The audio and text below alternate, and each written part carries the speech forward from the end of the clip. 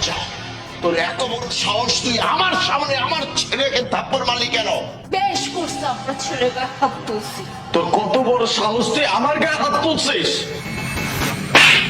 এই চাকরানির বাচ্চা, তুই আবার আমার ছেলের গায়ে হাত তুললি? কি এমন অপরাধ করেছে আমার ছেলে?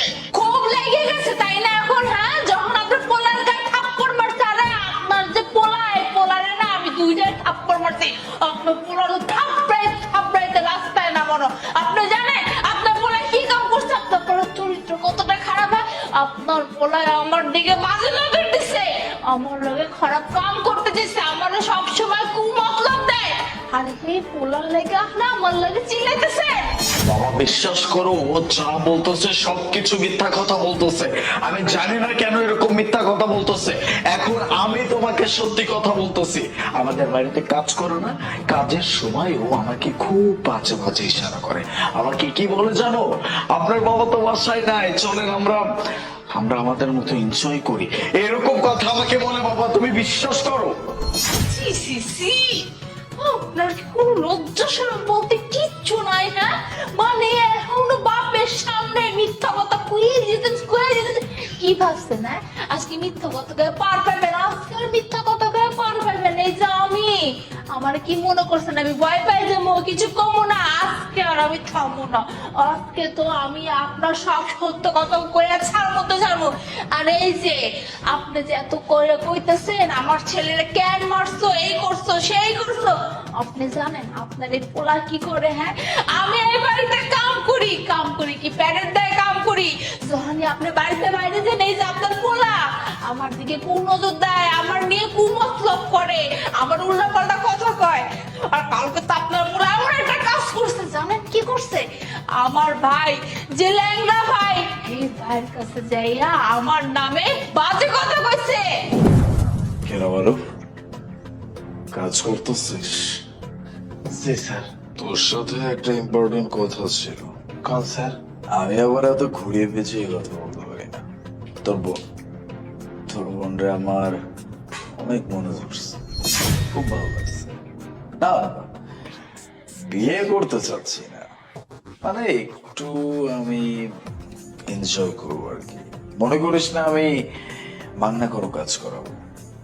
এই যে টাকা, অনেক টাকা পাবি, যে টাকাগুলো দিয়ে তোদের জীবনে অনেক কিছু ধরে করতে পারবি। জাস্ট একবার, মানে একটা দিন, আর কিচ্ছু না। স্যার এগুলো কি কইতেছেন? এগুলো করেন না স্যার, আমরা গরিব মানুষ, আমি যে পঙ্গু মানুষ, আপনার বাড়িতে কাম কাজ করি, আপনি এগুলো কথা কোয়েন না স্যার। দেখেন আল্লাহর দোহাই লাগে, এগুলো শুনলে পারে মানুষ খারাপ কইবো স্যার, এগুলো কোয়েন না। এই জন্যই বলে যে মূর্খ মানুষের বুদ্ধি কম। আমি তোকে এতগুলো টাকা অফার করলাম, তারপরে এইগুলো কথা বলতেছিস? আরে একটা দিনের ব্যাপার, আর এই ব্যাপার নিয়ে এতগুলো কথা। ঠিক আছে, আমি বুঝতে পারছি তুই এমনি এমনি মানবি না। তাহলে আমি এক কাজ করি, আমি সোজা পুলিশকে কল করি। পুলিশকে কল করে এটা বলি যে তুই আমাদের বাড়িতে চাকরের কাজ করতে এসে আমাদের বাড়ির জিনিসপত্র চুরি করিস। তারপরে কি হবে জানিস? তোকে পুলিশ ধরে নিয়ে যাবে, আর তোর বোন একা।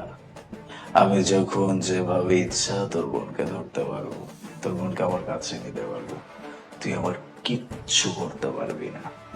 দেখেন স্যার, আপনি আমার এইভাবে থ্রেট দিয়েন না। আপনি যদি এমন করেন তাহলে কিন্তু আপনার আব্বারে কয়ে দেবো, আমি সবকিছু আপনার আব্বারে কয়ে দেবো। কিন্তু আপনি আমার এইভাবে থ্রেট দিয়েন না স্যার। দেখেন আমরা গরিব হইতে পারি, কিন্তু আমাকে মান সম্মান আছে। যাও, ভালোই ভালোই বলছিলাম, কথা মানলি না, বাকিটা আমি দেখে নিতেছি। আজব, এই বড় লোকরা কি আমগো কি মানুষ মনে করে নাকি?